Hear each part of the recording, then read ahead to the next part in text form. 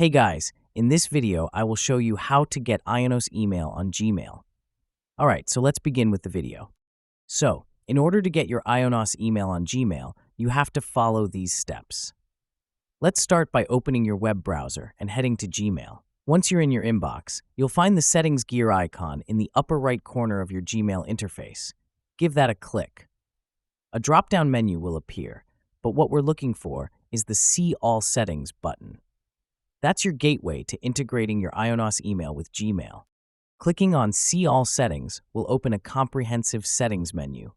Our next stop is the Accounts and Import tab. It's here where the magic starts to happen.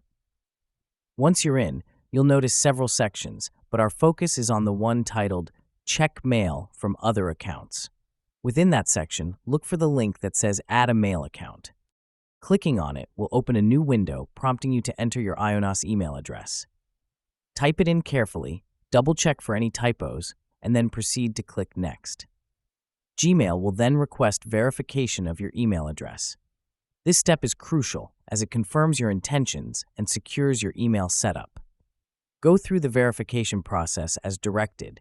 Usually, this involves receiving a verification email and following the instructions within it.